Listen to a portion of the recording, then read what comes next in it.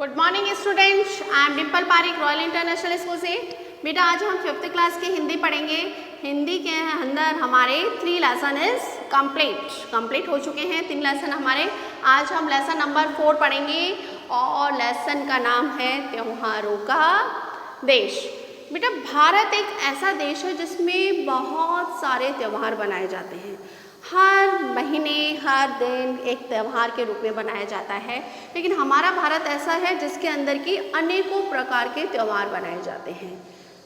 होता है ना, अगर हम माने तो अगर मैं आपको गिनाने लगूँ ना अपने, तो हर मंथ कोई ना कोई फेस्टिवल आता है ना। हमारे किसी न किसी रूप में कुछ ना कुछ चलता ही रहता है। तो बेटा आज हम हमारे भारत के जो त्यौहार हैं उनमें से कुछ त्यौहारों के बारे में जानकारी लेंगे। वैसे तो बहुत सारे त्यौहार हमारे यहाँ पे बनाए जाते हैं, लेकिन कुछ त्यौहार हैं उनके बारे में हम जानकारी लेंगे। तो लेटेस्ट पहले कौन सा त्यौहार आ रहा है? अब जन्माष्टमी आ रही है ना, कल जन्माष्टमी है अपने।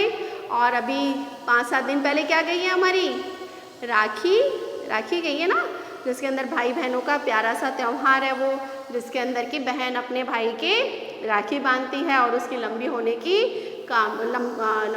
उम्र होने की उसकी कामना करती है। तो आज हम उन्हीं त्योहारों के बारे में जानकारी लेते हैं कि कौन कौन से ऐसे त्यौहार हैं जो कि हमारे भारत में बड़े उल्लास और उमंग के साथ में बनाए जाते हैं। हुलस रहा मिट्टी का कण उमड़ रही रसदार है, त्योहारों का देश हमारा हमको इससे प्यार है। आप देखिए, पहले मैं पूरा पढ़ देती हूँ फिर सुना। मन पावन सावन आते ही हरियाली छा जाती है, राखी के दिन बहिन खुशी से फूली नहीं समाती है।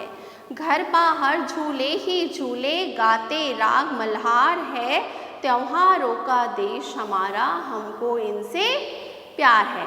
देखिए बेटा बहुत ही प्यारा इसमें बताया गया है कि हुलस रहा माटी का कण उमड़ रही रसधार है, अर्थात भारत देश की जो मिट्टी का जो कण है वह काई से है? प्रसन्नता से भरा हुआ है। अर्थात यहाँ पर भारत का जो कण है वह खुशहाली और खुशी से भरा हुआ है। उमड़ रही रसधार है कि यहाँ पर रस की धारा बह रही है। रस की धारा से अभिप्राय क्या है कि यहाँ पे प्रेम और सहानुभूति, स्नेह, त्याग, स्मरण, बहुत सारे भावों का यहाँ पर क्या है? समावेश है। त्योहारों का देश हमारा हमको इससे प्यार है कि हमारा जो भारत है वह कैसा देश है? त्योहारों का देश है कि यहाँ पे बहुत सारे त्यौहार बनाए जाते हैं और इस भारत भूमि से, इस भारत देश से हमें क्या है? प्यार है।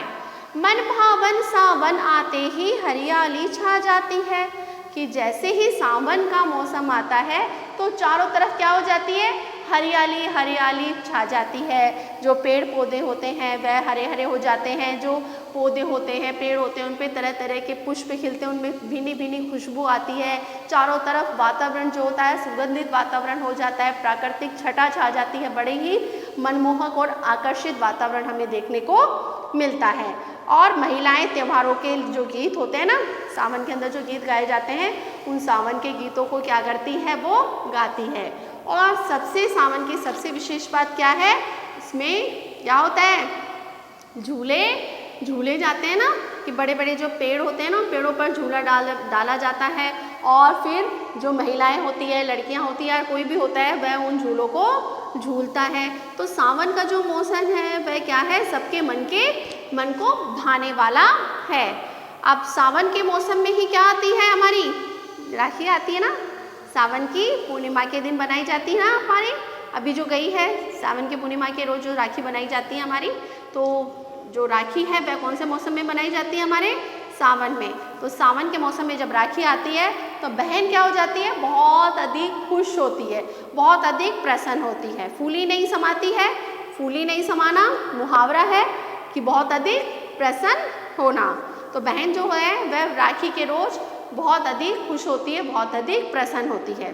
घर बाहर झूले ही झूले गाते राग मल्हार है। अब क्या होता है कि जो क्या होता है कि घर बाहर क्या होते हैं? झूले, यानी कि चारों तरफ देखा जाए लोग बाग क्या करते हैं? घर के अंदर भी झूला डालते हैं, झूलते हैं ना छत पे, कई लोगों की छत बड़ी सारी होती है तो उस पर क्या कर देते हैं, वो झूला डालते हैं और वहाँ पर ऊपर छत पे झूलते हैं। कई लोगों के पार्क बने होते हैं, बाग बगीचे बने होते हैं घर के अंदर ही, वो घरों के अंदर झूला डालते हैं, वहाँ पर झूलते हैं।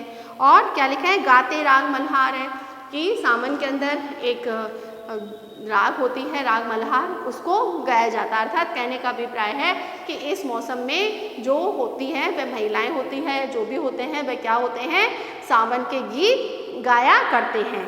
त्योहारों का देश हमारा, हमको इससे प्यार है कि हमारा जो देश है वह काय का देश है, त्योहारों का देश है और हमें हमारे देश भारत से बहुत अधिक प्यार है। Paragraph is complete. दूसरा पैराग्राफ पढ़ते हैं अपन।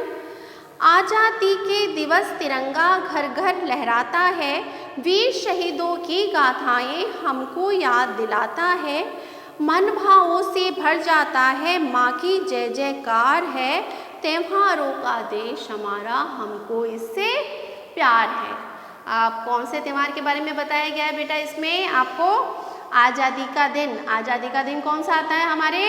15 अगस्त। 15 अगस्त सन 1947 को हमारा देश क्या हुआ था? आज़ाद हुआ था।